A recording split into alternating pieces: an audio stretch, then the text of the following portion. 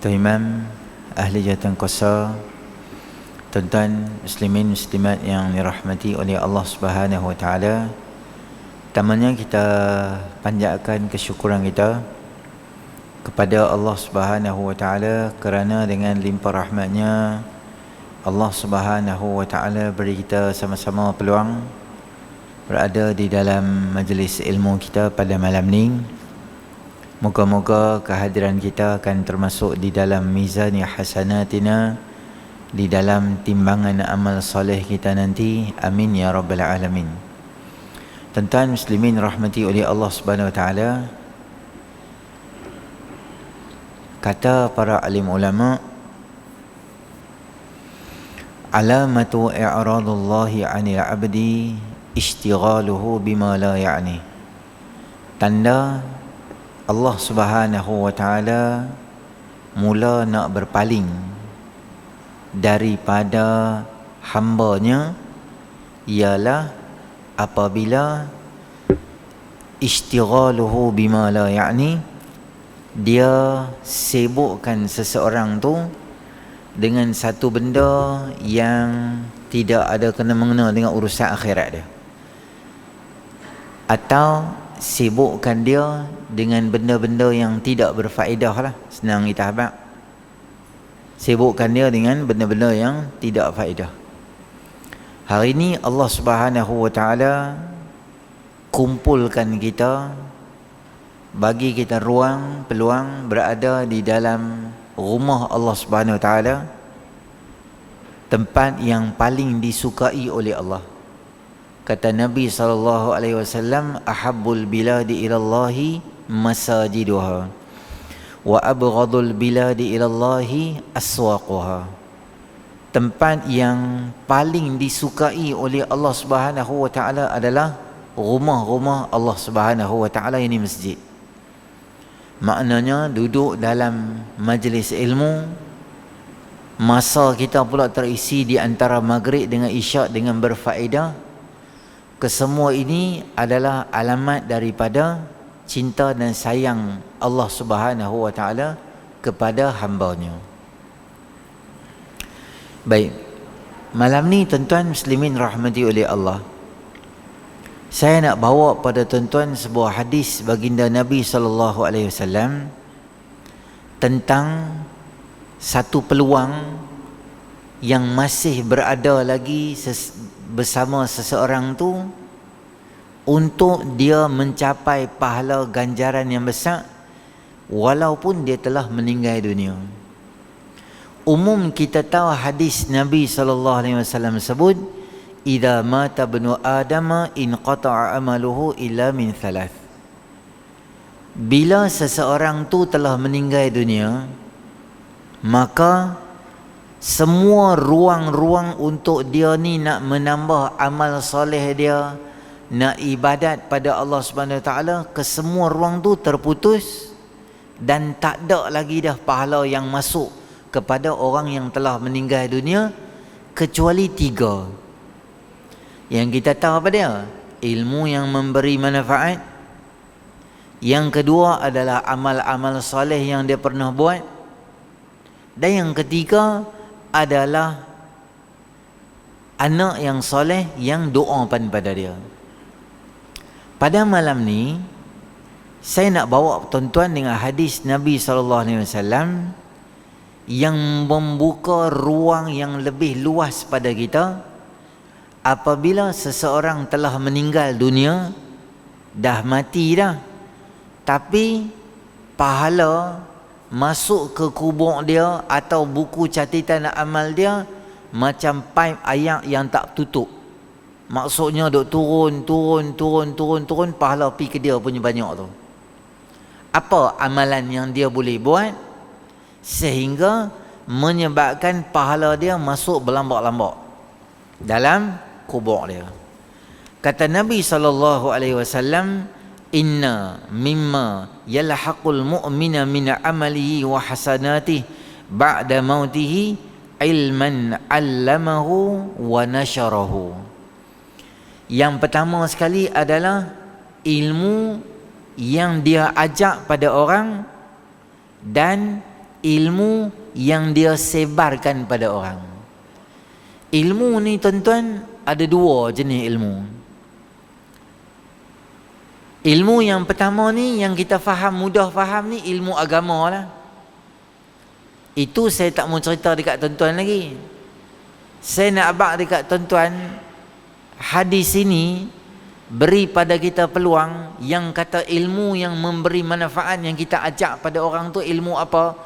Ilmu apa sahaja yang hang ajak orang tu dapat berfaedah, dia guna ilmu tu, dia tolong orang ke, lepas tu dengan ilmu tu apa sahaja dia buat, semua pahala tu akan mengalir masuk ke dalam akaun atau buku catatan amalan ni dah.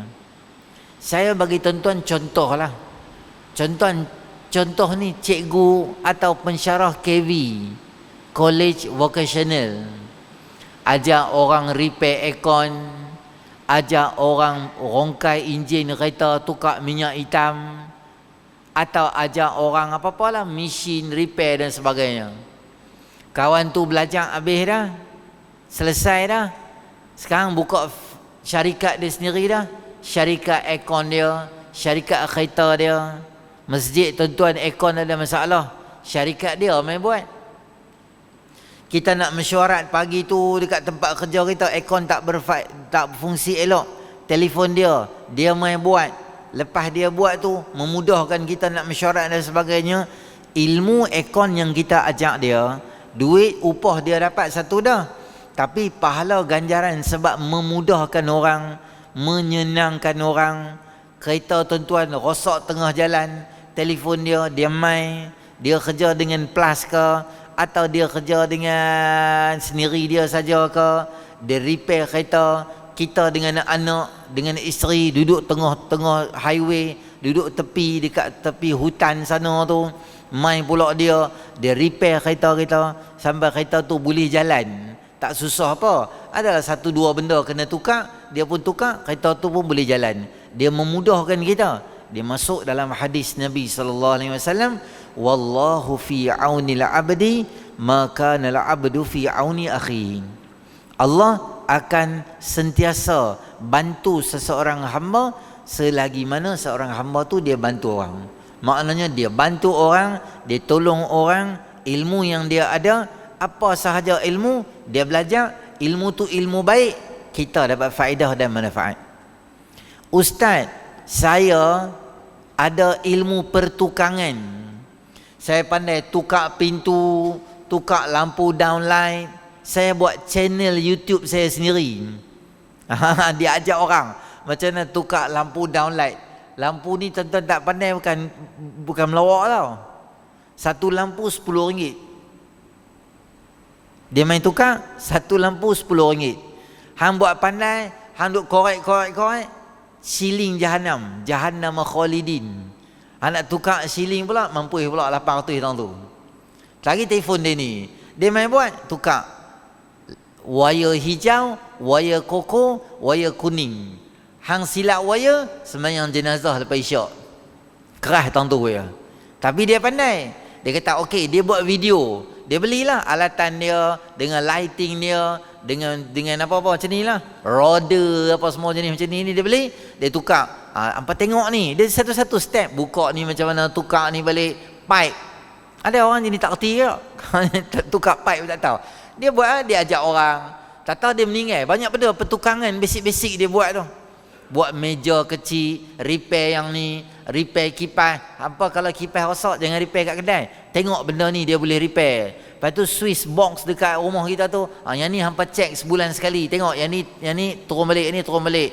Ni heater ni dia ada ilmu tu, dia buat channel dia sendiri.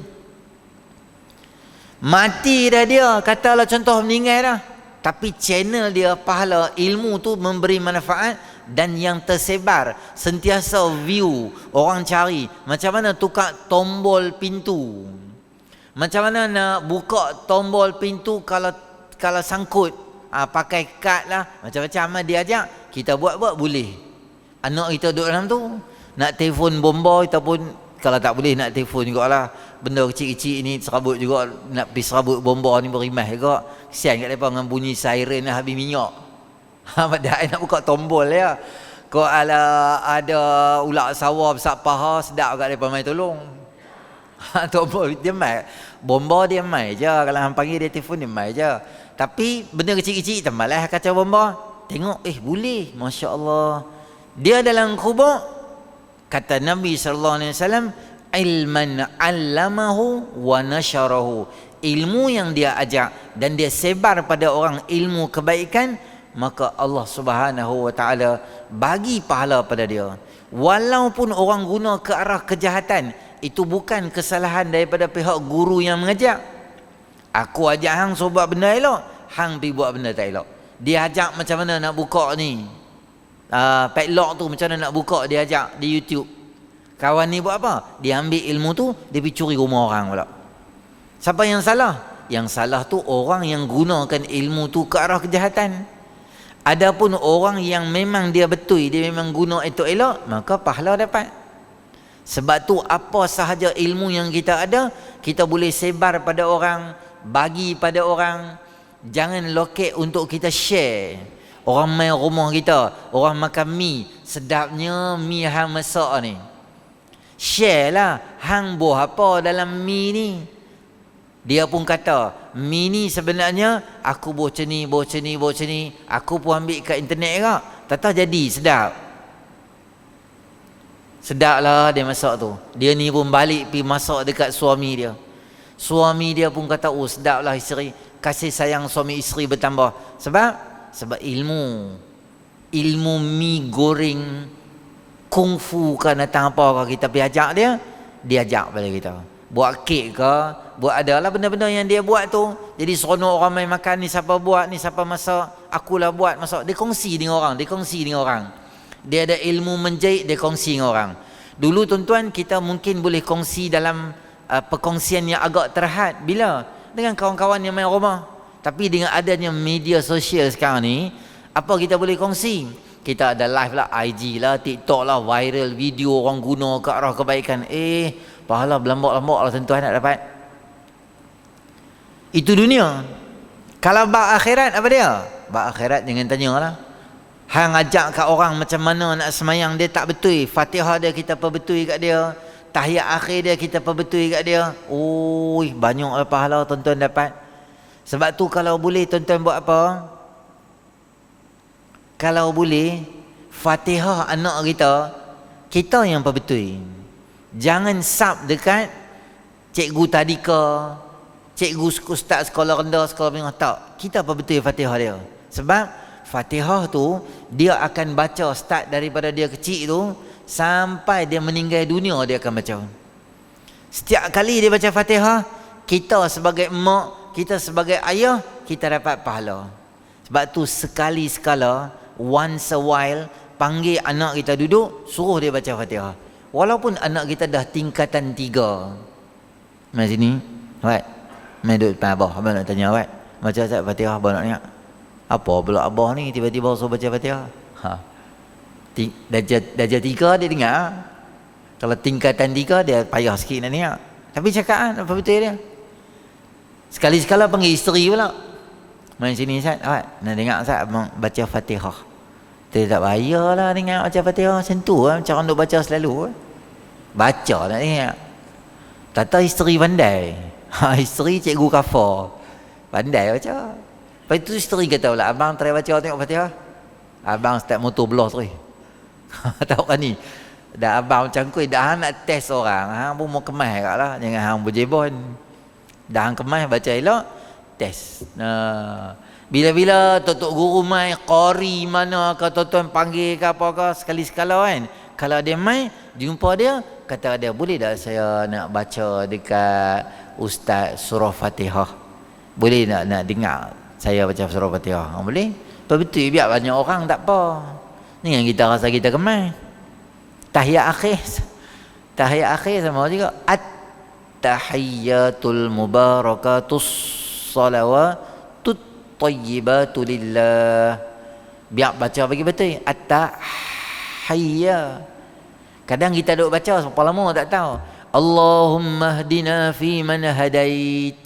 Tuan-tuan tahu tak akhir dia semua dengan ta. Tak tahu lah, saya baca ya. Bunyi Tok Imam kira macam mana, saya kira amin ya. Tak apalah hamba dengan Tok Imam, kalau hamba baca sendiri hantar belakang dia apa dia. Allahumma hdini fi man hadait wa afini fi man afait. Dengan ta. Dua aja dengan kaf. Wa qina syarra ma qadait fa innaka taqdi wa la yuqda alaik. Tang ni baru kaf. Betul? Sallallahu ala sayyidina Muhammadin nabiyil ummi wa ala alihi wa baraka wa sallam. Bukan satu lagi. Wa qina syarra ma qadait fa innaka taqdi wa la yuqda alaik wa innahu la yazillu man walait wa la ya'izzu man adait tabarak rabbana wa ta'alait falakal hamdu ala ma qadait nastaghfiruka wa natubu ilaik. Itu sahaja dua lokasi yang ada kaf. Lain semua dengan ta. Sekali-sekala ada buku tajwid kat rumah, bukan buku tajwid, buku fardu ain kan. Tengok dia punya teks asal bacaan macam mana. Oh. Selama ni aku dah baca tahiyat tak kena. Sebab kita duduk main ingat ya. Bila kita tengok teks bacaan dia, baru kita tahu ada beberapa kesilapan, kekurangan dalam Fatihah kita. Maka ilmu yang kita ajak pada orang, ilmu yang kita turunkan pada orang, pada anak-anak kita ajak dia besar, dia amal sahaja apa ilmu yang kita habaq pada dia. Dia tutup aurat, dia semayang, dia tak pernah tinggal, dia baca Quran dan sebagainya. Itu mak bapak dengan anak dengan keadaan akhirat, semua pahala tu capai kepada mak dengan bapak. Tu bahagian orang kata kelebihan orang yang berkahwin. Bila dia ada anak, bila dia ada isteri, dia ajak dia pandai dengan kebaikan, pahala dia bertambah. Dia dulu tak kahwin, dia dapat pahala sembahyang maghrib seorang. Tapi bila dia dah kahwin, dia dapat pahala apa? Sembahyang maghrib dia, sembahyang maghrib isteri dia. Sebab dia bawa ajak isteri dia, dia pastikan isteri dia sembahyang, dia dapat pahala. Tak cukup dengan tu dapat anak, maka dia dapat 2 maghrib orang punya pahala masuk ke dia, 1 maghrib dia punya, 3 pahala. Lebih banyak anak, lebih banyak pahala. Orang abang ni dia kata, Ustaz, betul lah Ustaz cakap, lebih banyak anak, lebih banyak pahala. Kalau lebih banyak isteri, lebih banyak pahala. Dia kepala otak duk fikir itu lah. Lain aku ceramah, lain ni dia faham. Okey lah. Tu ilmu yang berifat. Lagi kata Nabi SAW, waladan salihan tarakahu. Anak yang soleh, yang dia tinggalkan anak yang soleh tu. Allahu Akbar. Anak yang soleh ni dia anugerah lah tuan-tuan. Tak mesti ustaz dapat, tak mesti tok guru dapat, tak mesti dia tu tak ustaz, anak dia tak soleh. Tak. Anak soleh ni dia anugerah. Allah Subhanahu Wa Taala beri. Siapa sahaja boleh dapat anugerah anak soleh, dan kita kena doa pada Allah Subhanahu Wa Taala. Doa anak soleh ni siapa dia? Allah ajak pada kita sifat hamba Ar-Rahman. Masjid tuan-tuan Ibadur Rahman kan? Antara sifat Ibadur Rahman ni apa dia doa dia? Rabbana hablana min azwajina wa dhurriyyatina qurrata a'yun waj'alna lil muttaqina imama. Allah suruh kita doa, ya Allah, biarlah anak aku, zuriat aku, pasangan aku, bagi mereka ni jadi orang baik, penyejuk mata aku, tak menyusah dan meresahkan aku. Waja'alna lil muttaqina imama. Bagilah kami pemimpin orang bertakwa. Walaupun muka kita ni tak layak pun nak jadi pemimpin. Pemimpin orang bertakwa layak lah tuan-tuan. Nampak muka macam tak boleh biar kita ni. Tapi Allah suruh doa. Para anbiya alaihi salatu wasallam doa supaya mereka dikurniakan anak yang soleh. Nabi Ibrahim doa pada Allah, Rabbi habli minas salihin. Ya Allah, berilah anak yang soleh kepada aku. Surah As-Saffat ayat 100 juzuk 23. Tuan-tuan tulis doa ni, baca selalu ke anak kita. Rabbi habli minas salihin. Rabbi habli minas salihin. Ya Allah, bagi anak yang soleh pada aku. Ya Allah, bagi anak yang soleh. Tu siapa doa tu? Nabi Ibrahim. Siapa Nabi Ibrahim? Nabi Ibrahim ialah ekor tertinggi para anbiya. 5 ekor tertinggi Nabi yang kita panggil sebagai Nabi-Nabi Ulul Azmi. Siapa dia? Nabi Nuh AS, Nabi Musa, Nabi Isa, Nabi Ibrahim, Nabi SAW. 5 ekor tertinggi para Nabi. Dia hebat sangat dah. Dia pun doa supaya Allah bagi anak baik pada dia. Rabbana waj'alna muslimaini laka wa min dhurriyyatina ummatan muslimatan lak wa arina manasikana wa tub alaina innaka antat tawwabur rahim. Lagi Nabi Ibrahim doa, ya Allah, bagilah kami berdua anak beranak ni jadi orang yang soleh. Nabi Ibrahim doa supaya dapat anak yang soleh. Nabi Zakaria alaihissalam doa pada Allah bila tengok Maryam alaihissalam ada makanan. Nabi Zakaria doa apa? Hunalika da'a Zakaria rabbah qala rabbi habli min ladunka zurriyatan tayyibah. Ya Allah, berilah pada aku daripada sisi kamu zuriat yang tayyibah, zuriat yang baik. Anak soleh dia anugerah Allah Ta'ala bagi. Tuan-tuan, saya nak abang anak kita masuk dalam bilik pukul 6 pagi, kita petuk pintu. Aiman, subuh kita pergi ambil air semayang. Anak tuan-tuan dah bangun, duduk di atas cushion ke, duduk di atas katil dia ke, dia dah bangun dah, tunggu kita keluar tandas dia nak masuk. Tuan-tuan dapat anak macam tu, saya nak abang tuan-tuan syukur, sujud syukur sampai koyak sejadah pun belum tentu boleh banyak nikmat Allah. Senang anak nak bangun sembahyang subuh. Hoi, kita main kuliah subuh balik dia tak bangun subuh lagi. Kita main sini jadi warak dah, bertakwa dah. Anak rumah tak sembahyang subuh. Sembahyang dia berat. Semua orang lah anak semua orang lah. Kita suruh anak sembahyang, kita pasang drama. Dia pun berat lah nak tinggal tu. Apa? Ke-7 tu? 7 hari ke 8 hari mencintai. Tengok. Kau saja berlakon depan aku. Tengok je Ustaz. Nah, cuma maghrib kami lari lapis sembahyang Ustaz. Contoh tu. Iyalah, dengan dia nak pergi sembahyang dengan payah apa semua. Oi, dapat anak yang soleh ni tuan-tuan, anugerah Allah Ta'ala.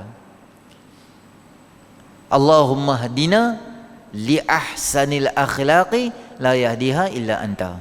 Doa ni pun bagus, tuan-tuan boleh baca. Allahumma, tuan-tuan ikut saya baca. Allahumma hadina li ahsanil akhlaqi. Halo, Assalamualaikum. Ada orang ke tak ada? Kuat sikit, baru semangat sikit. Tuan-tuan dengar standard masjid tuan-tuan yang hebat dah. Allahumma hadina. Tu baru nama geng Serdang. Tadi geng tak Serdang. Allahumma hadina li ahsanil akhlaqi la yahdiha illa anta. Ya Allah, bagilah pada kami akhlak yang baik, rezekikan pada kami, hidayahkan kami, lorongkan kami ke arah akhlak yang baik, kerana tidak ada orang yang boleh arahkan kami ke arah hidayah yang akhlak yang baik kecuali kamu, wahai Allah. Perangailah tuan-tuan, anak-anak sekarang ni kalau kita cakap apa-apa, anak-anak kita ada jenis cakap mulut kecil tak habis tu. Kita cakap mana? Apa tak tahu tu. Macam bateri nak habis tu. Dia ada. Macam kita dengar macam ada benda macam tak tahu. Ada apa? Tak ada apa. Lari. Kira masuk bilik kunci pintu je. Sekarang. Jadi anak yang soleh anugerah pada Allah Subhanahu Wa Taala. Kalau kita meninggal dunia, tinggal anak yang soleh duduk di rumah, anak tu akan doa pada kita. Tuan-tuan, dalam kitab Adabul Mufrad karangan Imam Bukhari ada satu bab, saya tak ingat bab 6 ke 5 ke awal-awal lah. Nama bab tu Birrul Walidain, buat baik pada mak dan bapa. Ada satu hadis Nabi SAW yang cerita tentang seorang bro, seorang laki yang dia tiba-tiba masa dia dalam kubur tu, dia dapat pelbagai keistimewaan dan kemuliaan. Pakaian yang cantik, makanan, jadi macam VIP. Ya Rabbi, wahai Allah, apa ini? Tiba-tiba aku dapat semua apa dia? Kata malaikat, apa kata malaikat? Bistighfari waladika laka. bistighfari waladika laka, kerana anak hang sedang minta keampunan. Bukan, ini adalah kerana anak hang minta ampun untuk hang. Dia angkat tangan, dia kata, Allahumma ghfir li abi, ya Allah ampunilah bapa aku. Allahumma ghfir li ummi, ya Allah ampunilah dosa mak aku. Saya tak ingat bahasa Arab Ustaz, saya sekolah orang putih gitu ya. Tak apa, cakap Melayu boleh. Kata Imam Nawawi, anak yang angkat tangan pada doa pada anak mak dia, walaupun doa anak dia tu wa in kana fasiqan, walaupun dia fasik. Fasik ni apa? Mayang sat tak semayang sat, ngerantai, ngerambut cacak macam gila, macam tupai gila punya rambut gitu tu. Dia angkat tangan, dia kata, ya Allah ampunilah dosa mak aku, ya Allah ampunilah dosa bapa aku, ya Allah. Apa akan berlaku? Allah bagi kemuliaan pada mak dengan bapa dia. Bila akan berlaku? Bila anak tu semayang lah. Pas semayang baru dia boleh doa, Allahumma firli zunubi wali walidayya warhamhuma kama rabbayani saghira. Ya Allah ampunilah dosa mak dan bapa aku, seperti mana mereka menjaga aku ketika aku kecil. Kita doa pada Allah Subhanahu Wa Taala, maka Allah akan ampunkan dosa. Tapi kalau anak tak semayang, macam mana cerita tuan-tuan? Anak tak semayang, dia hari-hari hidup tak semayang tu ya. Tambah pula dimomokkan, kotlah sampai di kubur kita dia nak hadiahkan Al-Fatihah ke, dia nak minta ampun ke. Hadiah Fatihah tak sampai Ustaz, sebab tu saya tak baca. Kalau jumpa katok dengan kambing 3-2, siapa cakap aku tu? Sebab apa tak sampai? Waladun salihun yad'u lahu, hadis sahih. Anak yang doa pada bapa dia, anak yang doa pada mak dia, tak ada ruang khilaf, tak ada satu mazhab main kata ini sampai ke tak sampai, tak ada. Anak doa kat bapa, insya-Allah sampai. Tu hadis Nabi sallallahu alaihi wasallam, habaq direct. Jadi bila tak semayang, bila tak tahuan punca, bila sampai di kubur, dia duk bayang drama hantu kubur. Dia takutlah duk di kubur tu. Orang sedekah Fatihah, dia main dengan motor, dia berhenti dah. Kubur bapak dia tepi traffic light tu. Dia nak sedekah Fatihah, nak turun pi, takut. Lalu dia buat apa? Dia drop gear, dia belah gitu ya. Wang. Asap dia bagi kat bapak dia. Ni tak guna punya anak. Dia bagi asap tu kan. Setiap kali pergi ziarah kubur bapak dia, bawa ayak. Tuang ayak. Ayak kalau tak bawa ni, isu besar lah. Awak apa tak bawa ayak? Rumah di balik pulau, kubur di mana? Di Pulau Batas ni. Pi ambil pula. Sampai kat McD Sungai Dua, pusing pula pi balik pulau, pi ambil mai pula. Sebab apa? Sebab ayak. Dia tu mau ayak lah. Dia tak mau ayak, dia mau apa? Dia mau doa kat hang lah. Hang sebut siram ayak ai apa? Ingat apa? Batas sawi. Tiap-tiap hari siram ayak aku tu. Kalau cabai Melaka tak apalah siram ayak, dia boleh naik. Awal-awal tanam aku tu siram ayak apa? Nak kejapkan tanah hari tu awal-awal tu dah. Dah lama dah. Siram ayak untuk apa? Untuk tumbuh suburkan pokok yang ada di atas kubur tu. Okey, bagus. Siram ayak tanpa sebab apa? Sebab sejuk kita, bukan sejuk dia. Dia alam berbeza. Apa yang dia nak? Dia doa, kita istighfar untuk dia, baca Yasin pada dia, baca Quran pada dia, hadiahkan bacaan pada dia. Itu semua tanggungjawab anak pada ayah. Kita baca apa-apalah, Quran kita baca, zikir, tasbih, buat satu benda yang baik pada dia. Kesemua tu sampai pada dia. Cerita dia siapa? Anak yang soleh.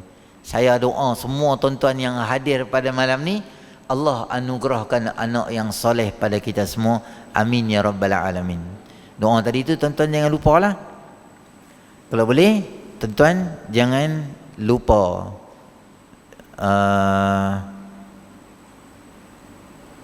Tuan-tuan boleh, tuan-tuan jangan lupa.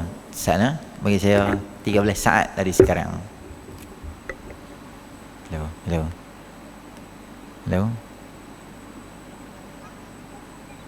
Hello. Main. Okey.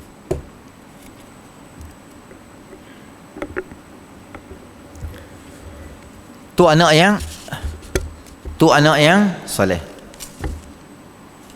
Yang seterusnya adalah kata Nabi SAW, mushafan warathahu, mushaf yang diwariskannya. Bismillah.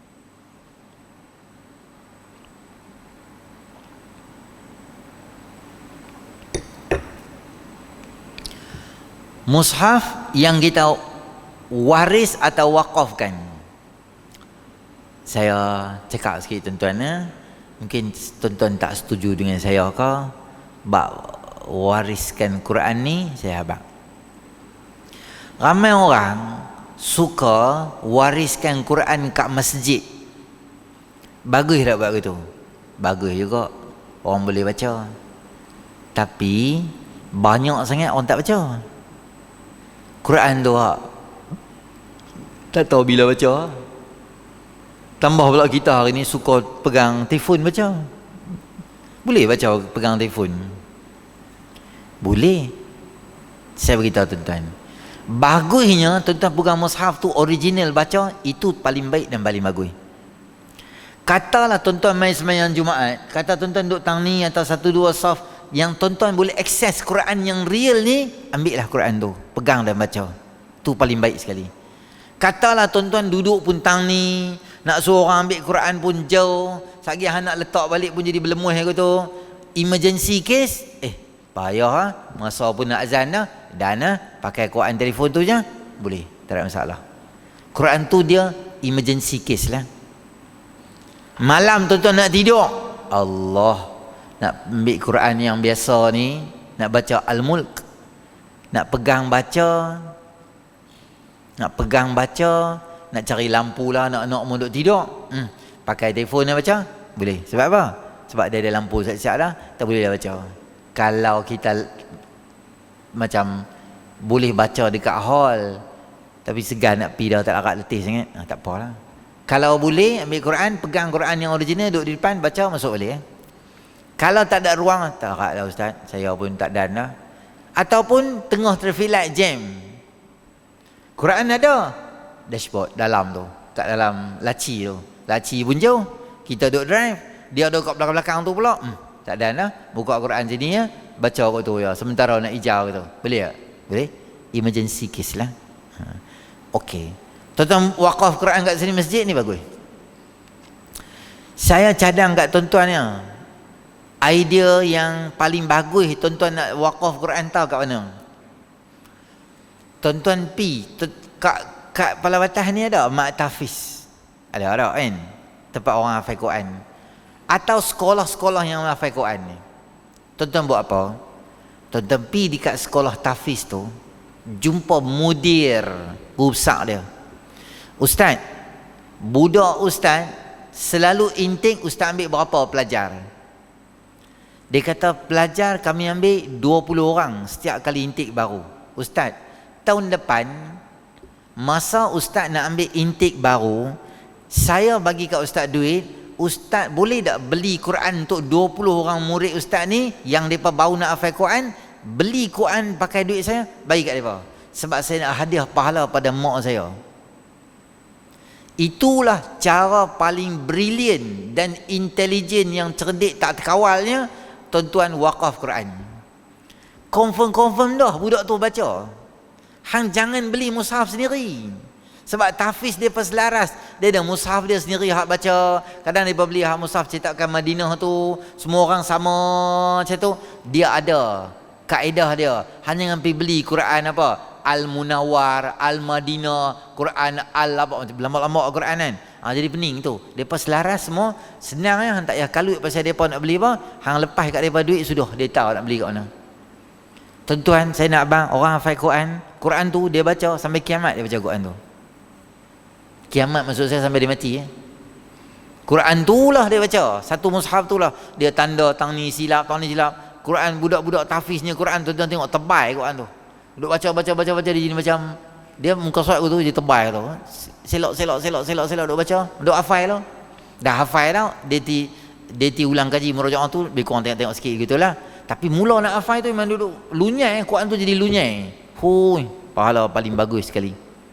Kami hantar pergi Mekah. Kami hantar pergi Mekah. Wakaf Quran kat Mekah. Saya kongsilah kalau ada mutawif, tuan-tuan jangan marah saya lah. Saya pun mutawif juga. Saya abang kat tuan-tuan. Realiti lah. Kalau nak tuan-tuan nak bincang, boleh je saya buka open ruang untuk bincang. Di Mekah, tuan-tuan kan, di Madinah, rak-rak Quran ni ada Quran dah. Quran tu memang ada, siap dah. Quran tu cetakan Mekah Madinah yang ori. Ustaz kami beli dekat luar, Pak Arab tu jual 50 rial. Lepas tu kami ambil bawa dalam masjid, kami niat wakaf dekat orang. Bagus ke tu? Bagus juga. Yang pertama risiko dia belum tentu Quran tu ikut spek yang Masjid Nabawi atau Masjidil Haram mau. Kalau dia kata tak ni original, okey, adalah yang original tu ada, biasa dia pakai masuk. Tapi tuan-tuan, rak dia memang rak tu banyak tu ya Quran. Tuan-tuan tak boleh letak Quran lebih. Tuan-tuan pernah jumpa lepas Isyak, dia punya staff dia tu akan bawa troli, dia akan susun balik Quran elok-elok semua, dah orang dah baca semua, dia susun elok-elok, lebih Quran tu dia ambil, dia buh di rak dia tu, di troli dia tolak. Saya tak tahu lebih mana, tak kata lah pergi jual balik kat kawan tu jual, tak kata lah tu, tapi tak tahu ke mana Quran tu. Sebab itu sahaja jumlah Quran yang boleh duduk dalam tu, dia tak boleh letak lebih Quran. Tuan-tuan, sekali satu jemaah umrah pi 100 orang. Kita di Malaysia ada beratus-ratus travel. Tak masuk Indonesia, tak masuk Brunei, tak masuk Vietnam, tak masuk Singapura. Semua orang duk wakaf Quran. Pi mana Quran? Quran tu tak mana? Berlambak-lambak. Saya saksi mata kursi tu. Kursi orang duduk tu. Kita bagi duit kan kat mutawif. Kata Haji, ni beli 10 kursi boh di Masjidil Haram. Haban orang sakit nak duduk. Tuan-tuan tahu tak? Saya pergi bawah tangga, beribu-ribu kursi di paling empat bawah tu. Saya abang tuan-tuan, sekali pergi umrah bulan 3, sekali pergi umrah bulan 10, sekali pergi umrah bulan 11, sekali pergi umrah bulan 3. Setahun 4-5 kali travel umrah ni bawa. Sekali bawa, bukan satu trip, dia ada beberapa grup. Contohlah travel umrah ni dah glamour dah, dia bawa 3 bulan ni saja ada 3 grup. Mutawif ni, mutawif ni, mutawif ni. Seorang 50 orang, seorang 70, seorang 100 orang grup dia. Grup dia saja untuk bulan saja 3 aja 200 orang lebih. 200 orang lebih pakat nak wakaf Quran, pakat nak wakaf kursi. Ke mana kursi tu pi semua tu? Betul kawan tu kita bagi ada duit, dia ambil 5 kursi dia masuk dalam tu. Betul ke kursi tu akan stay di situ? Tuan-tuan, semua orang bagi kursi, kita nak sembahyang tak mana penuh kursi Masjidil Haram. Masjidil Haram ada kursi, tapi 200 orang satu travel, kita ada beratus travel, semua orang buat pergi kursi. Ke mana kesudahan kursi tu pi mana? Quran tu pi mana? Kalau ada dulu ada satu dalam Facebook tu, dia kata kami nak wakaf Quran kat Mekah. Saya PM dia. Lepas tu WhatsApp di sini. Saya tekan WhatsApp dia. Saya cakap dia. Apa saya cakap tuan-tuan, saya cakap dia. Dia block saya terus. Dia tak jawab lah. Mula dia jawab. Saya kata kat dia, tak apalah kita bincang. Aku bawa orang pergi umrah, aku pun bawa orang pergi umrah juga. Mari kita bincang. Ke mana? Quran ni pergi mana? Sebenarnya kita ada ruang, sebenarnya kita ada sembang. Lalai saya tak bagi contoh kursi apa semua, dia diam gitu. Mula dia diam, dia baca, blue tick, lepas tu dia tak baca terus, lepas tu dia block terus. Lepas tu dia block terus gitu. Tuan-tuan nak wakaf, itulah tempat paling bagus nak wakaf Quran. Di mana? Di tempat budak-budak yang nama dia adalah tahfiz Quran.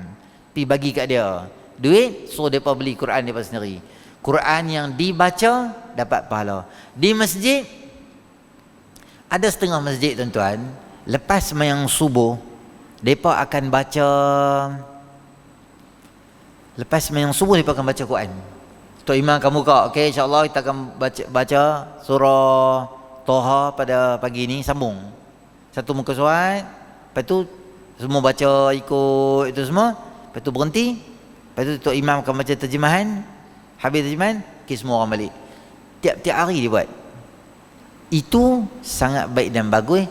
Tuan-tuan wakaf Quran kat masjid, memang terguna Quran tu. Saya tengok masjid-masjid yang buat, masjid yang buat tu bagus ya. Semua orang pegang Quran. Jadi Quran tu tiap-tiap hari orang baca. Oi, hebatlah masjid yang buat macam tu. Ada setengah masjid dia buat Sabtu Ahad. Ada setengah masjid tak buat Sabtu Ahad sebab daripada kuliah subuh. Depa buat hari bekerja biasa. Hari bekerja kami semua kerja. Memanglah kerja. Tok Imam baca pendek Ataupun dia buat adjust. Subuh dia ni ada kerja apa ke, dia ni kerja lambat sikit. Tok Imam ni duduk, dia baca satu muka surat. Semua baca. Macam tu je pun boleh khatam oh. Tiap hari baca semuka, tiap hari baca semuka. Mulakan pagi dengan Quran. Oh, bagus. Kalau masjid tuan-tuan buat, silalah wakaf Quran kat Masjid Ibadur Rahman ni. Memang sangat berfaedah. Hakikatnya Quran yang ada dekat masjid kita ni baca juga, tapi taklah apa banyak baca sangat. Banyak je baca WhatsApp. Banyaknya kita baca WhatsApp. Okey.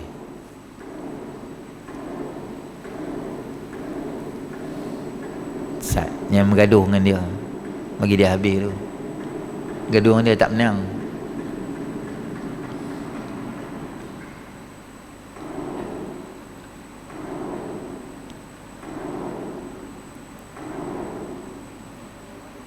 Okey dah.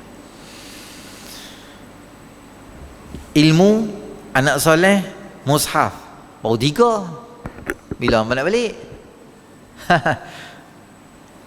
Satu lagi ni. Tak habis siri lain pula tu cerita tak? Bukan apa nak buat silibus kitab ni, nak ambil SPM buat teruk sebab apa? Yang seterusnya adalah au masjidan banahu, atau masjid yang dia bina. Sama ada hang buat masjid seketui atas nama hang, Masjid Sri Sendayan dekat Negeri Sembilan tu, RHB Rashid Hussein nya bos tu yang buat masjid tu. Masjid lawa punya besar. Duit dia sendiri buat. Boleh tak? Boleh. Dia ada duit, rezeki Allah bagi dia, boleh buat. Atau masjid tu dekat Kelantan yang macam Masjidil Haram tu. Masjid apa? Masjid Tunku Razali ke apa ke. Dia buat masjid atas nama dia sendiri, pakai duit dia buat. Dia ada duit, dia buat. Okey, alhamdulillah. Kami nak cari mana masjid ustaz. Kami pun menderap dah ni, cari tak mana. Tak payah satu bangunan. At least ada duit kita. Tuan-tuan tengok dalam online masjid mana nak buat. Masjid ni nak buat lah. Lepas pergi RM20 dalam tu. Duk scroll FB ke IG ke, ada masjid kat Selayang baru nak buat. Tak cukup lagi sikit, okey, lempak bil dalam tu sikit. Apa-apalah. Ada duit kita RM10 ke, RM20 ke, RM30 ke, RM100 ke, RM1000 ke, macam-macam kita nak buat, boleh buat macam-macam. Janji kita dapat pahala untuk kita bina masjid dengan syarat kita ikhlas kerana Allah Subhanahu Wa Taala. Saya cerita kat tuan-tuan satu cerita lah. Saya rasa cerita ni lah. Lepas tu kita berhenti Cerita ni pasal masjid Cerita apa? Ada seorang raja. Saya dengar perkongsian ni daripada kita punya Dr. Zulkifli Bakri, bekas Menteri Agama kan. Dalam satu speech dia, bagus cerita ni. Dia kata zaman dulu ada satu orang raja. Dia pakai duit dia buat satu masjid di kampung tu. Dia buat masjid kat kampung tu. Sejak beberapa hari, raja ni selalu mimpi supaya menamakan masjid yang dia buat tu, dekat siap dah masjid tu. Masjid tu diarahkan dalam mimpi tu, hang boh nama perempuan ni Fulanah binti Fulan, Fulanah binti Fulan. Dia 3 hari tengok. Dia pun bangun, dia panggil lah beberapa orang penasihat agama, ulama-ulama yang ada dengan dia. Lepas tu atas nasihat ulama-ulama semua, mereka pun kata mungkin ada orang di kampung kita nama aku tu. Dia panggil menteri dia dulu, menteri kabinet, almari, kursi semua ni panggil mai. Dia kata hampa ada adik-beradik Mak Lang, Tok Ngo, Cinema, Perima, hak jenis nama macam ni ada? Dia kata tak ada. Okey, panggil mai. Astro Awani lah, Cosmo Online lah, semua panggil mai. Kita nak buat sidang akbar. Siapa dekat mana yang dia tahu ada orang yang nama macam ni sama, panggil mai. Kita nak jumpa dia. Cari, ada di kampung tu.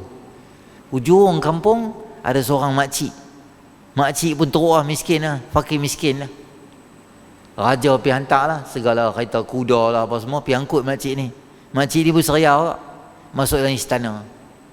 Raja tu tanya kat dia, hantar ada masjid nak buat kampung kita? Dia kata, tahu tuanku.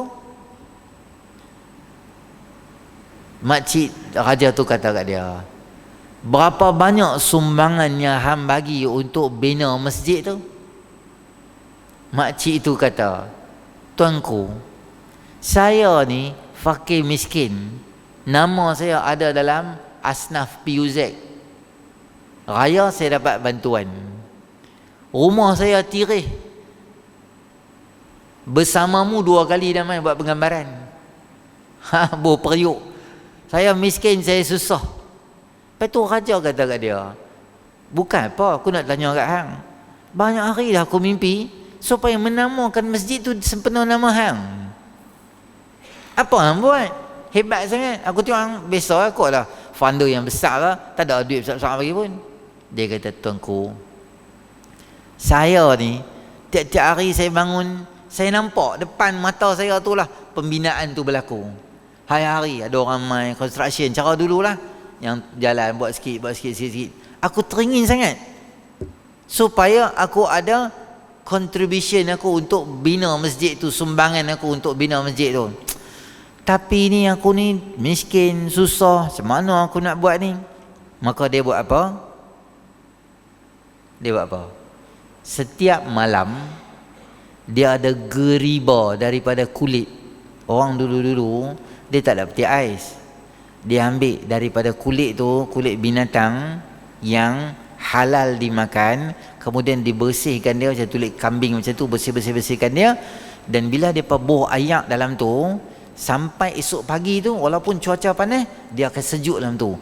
Geriba ayak. Orang Arab dulu suka buat aku tu. Dia macam ada jeruk kat atas tu, rap aku tu. Dia kalau pergi berjalan mana bawa lah. Tapi yang tu dia macam labu sayung, kalau bahasa kita lah, jenis sejuk, jenis ayak macam tu. Tak adalah sejuk macam peti ais, tapi dia rasa seronok pasal musim panas tu.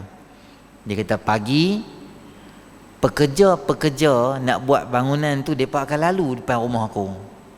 Aku akan siapkan ayak malam sampai pagi sejuk. Masa mereka nak pergi kerja pagi tu, aku akan buh luar rumah, tak cawan apa semua. Mereka akan main.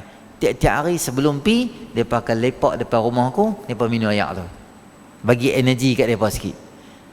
Habis dah ayak, aku refill balik ayak tu petang, pagi, sampai petang mereka main balik, ayak tu akan jadi sejuk balik. Mereka akan lalu, mereka akan minum ayak tu. Inilah aku buat tiap-tiap hari. Aku tak ada duit yang banyak, aku tak ada. Cuma niat aku yang betul, yang ikhlas. Aku banyak kali dah duk ingat, kalau boleh biarlah aku ada sumbangan untuk pembinaan masjid, walaupun sekadar bagi minum ayak sahaja. Allah Subhanahu wa taala bagi pahala ganjaran yang sangat banyak kepada perempuan tadi tu, makcik tadi tu, sehingga ditakdirkan ilham mimpi raja tu supaya namakan dia, walaupun dia tak bawa keluar duit yang banyak, tapi diarahkan supaya masjid tu nama kepada makcik tadi tu. Inilah kelebihan orang yang infak fi sabilillah, terutama untuk pembinaan masjid atau pembinaan apa-apalah rumah Allah Subhanahu wa taala, dia jadi baik di situ. Au baitan libni sabil au nahran ajrahu, ataupun rumah untuk orang singgah musafir, atau sungai yang dialirkannya, atau sedekah daripada hartanya yang dia keluar ketika sihat dan ketika dia hidup, dan semua tu akan berjumpa dengan dia setelah dia meninggal. Jadi 4 je lah, 3 lagi nanti pula tuan-tuan panggil mai pula. Ni pun dah betul nak baru boleh mai. Tahu pula apa tahu bila tak tahu bila pula boleh mai. Itulah 3 beberapa benda supaya tuan-tuan boleh jaga 2-3 benda ni. Take note, insya-Allah Allah Subhanahu wa taala lepas meninggal pun ada pahala ganjaran yang dibawa pada kita. Kebetulan lah tuan-tuan lah, kita boti betul-betul lah dekat pembinaan tu. Jadi saya pun tak maulah nak ambil peluang lah habar kat tuan-tuan. Rumah saya kat Bayan Baru. Rumah saya Bayan Baru. Tuan-tuan tahu tak? Old Town White Coffee, Sunshine, Pizza, Spice. Tuan-tuan tahu tak? Sunny Char-Kway-Teow, Bayan Baru tu. Dia kena habaq kedai, nama kedai baru beritahu surau tak mana. Kalau habaq nama surau, nama masjid tak nampak tak mana. Macam Syekh Yusuf lah. Hantar masjid 2 bigat. 2 bigat tak mana, 2 bigat ni tak mana. Kat Perak Road tu dekat hospital tu dia tak nampak. Hantar kedai makan nasi kandar cherry. Cherry awak tak habaq. Dia punya sensor dia kuat detect. Kalau kedah dia laju. Kalau habaq nama masjid dia lambat. Padahal cherry dengan Syekh Yusuf tu satu pintu masuk, belah kanan tu dia sewa dalam tapak masjid tu, macam kita lah buka barber kan, dalam tu macam tu je. Surau ni kat situ. Kat mana? Sunny Char-Kway-Teow Bayan Baru. Tuan-tuan search location dekat Old Town White Coffee, area tu lah. Tanah ni adalah tanah tuan-tuan tahu tak, PICC, Penang International Conference Center, dekat Bukit Gedung, kat Bukit Jambui duk buat tu. Tanah tu belakang tu ada banglo apa semua. Jadi pemaju dia buang 2 unit banglo untuk bagi ruang pada surau. Cerita dia hantar pi dah Jabatan Agama, tanah pun dah pi dah ke wakafnya, bahagian semua dah, plan semua submit dah, okey dah, jalan dah, kontraktor pun dah point dah, dia pun dah mai dah, tutup hoodie semua dah siap dah. Perjalanan nak jalan dah. Saya cek baru ni yang latest 797 dekat 800,000 lah. Dekat 800,000 dah dikutip. Projek pun nak jalan dah. Saya rasa dalam seminggu 2 ni boleh jalan dah projek. Ada sikit lagi.